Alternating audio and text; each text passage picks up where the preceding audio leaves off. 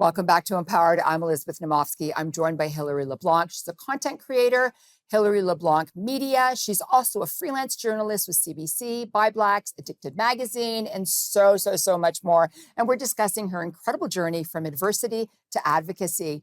Hillary, I just want to talk about influencing because that is a job now. How do you think influencing has impacted journalism? Oh, I was actually describing this to some kids earlier today, and I think it's a double-edged sword because on a positive note, everyone can take charge of their own career. You can build your own platform. If you don't agree with the way some of the bigger corporations are running their companies, or you don't want to feel censored in your story, or you want to take control of your own finances or your work pace, it can be great. At the same time, there's an oversaturation, so I think it's really hard to break in, which is why I'm thrilled that I've been able to stay authentic and that what I'm doing is resonating with people, because I think to start out now, you really need to find a niche to crack into that and be able to actually make a living off of it. At the same time, it's adding to misinformation. People are being paid to say these things, and that needs to be weighed out and considered when you're taking a skincare recommendation or listening to someone talk about a book that they like. Everyone has to weigh out why people are saying what they're saying. I'm sure as a journalist you understand standards and practices and you're able to, navigate that, but 13-year-olds in high schools don't, and it does have adverse effects. So I think it's making journalism a bit more difficult to navigate, but at the same time, it's allowing so much freedom that as long as we're using it appropriately, I'm for influencing, I'm for that making its way into journalism, but it's certainly a bit of a controversial thing lately for sure. And I'm glad you talked about the fact that it's controversial because there's so many finfluencers out there as well that are Mhm. actually telling people how to invest. Yet they're not licensed. They're not regulated by Mhm. any of the Canadian regulators, and they're telling people when to get in, but not when to get out with the investments.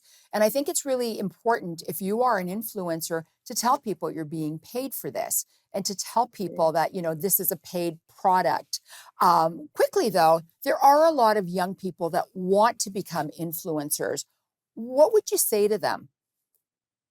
I would say that there is an oversaturation. You need to be authentic. I think you need to find something that you love and have a willingness to talk about it in ways that are new and that are creative, and use all of the tools at your disposal to try to create something unique and interesting.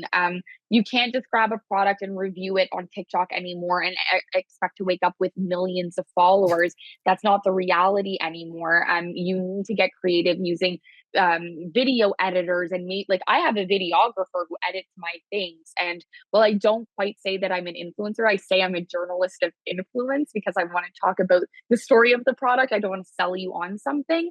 I think for youth today, there's so much to navigate. It makes it much more difficult, but if you don't start, you'll never get there. So I would offer all youth, try to be as authentic as you can, and it's a slow burn, but you have to start. Yeah, this is true. It is a slow burn. So we're talking about stories. Like, what has been one of the most impactful stories that you've covered? Oh gosh. I was able to write several stories about people who've been sexually assaulted that are Black women in two different communities. They were very hard to write from a place of vulnerability and having similar lived experience.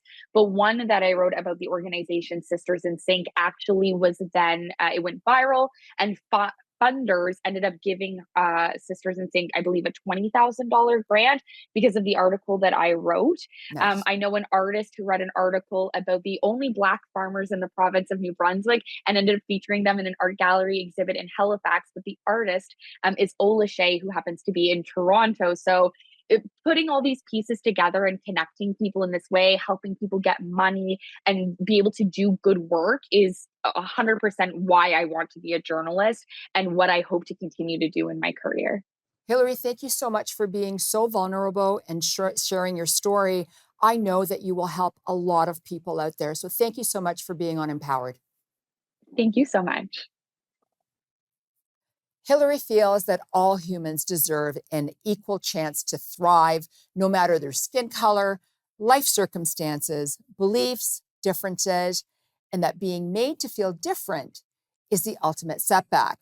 Continue to be kind to everyone and watch society thrive. I'm Elizabeth Namofsky, and I'm here to empower you and make frugality fashionable. Thank you so much for watching. See you next time. Bye for now.